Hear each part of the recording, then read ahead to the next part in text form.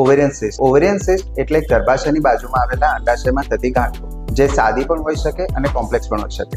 Simple સિસ્ટ મતલબ કે જે અનરપ્ચર ઓવેરિયન ફોલિકલ કે જે લેસ દેન 5 સેન્ટીમીટર હોય, જે પિરિયોડિકલી સોનોગ્રાફી કરવામાં આવે અને વેટ એન્ડ વોચ એમાં કોઈ ટ્રીટમેન્ટ આપવામાં ના આવે. જો આ સિસ્ટની અંદર બ્લડ કન્ટેન્ટ હોય તો તેને હેમરેજિક સિસ્ટ કહેવામાં આવે, અને જો ચોકલેટ કન્ટેન્ટ હોય તો તેને ચોકલેટ સિસ્ટ કહેવામાં આવે.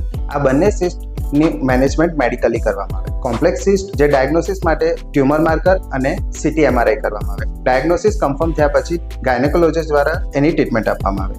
મતલબ કે બધા સિસ્ટ કોમ્પ્લિકેટેડ નથી હોતા.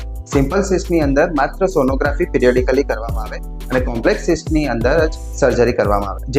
જે સિસ્ટની અંદર સાઇઝ વધારે થતી હોય અથવા પેઇન થતું હોય અથવા એ સિસ્ટ ટ્વિસ્ટ થતું હોય એવા જ સિસ્ટની અંદર માત્ર સર્જરી કરવામાં આવે. સિમ્પલ સિસ્ટની અંદર વેટ એન્ડ વોચ માત્ર પિરિયોડિકલી સોનોગ્રાફી કરવામાં આવે.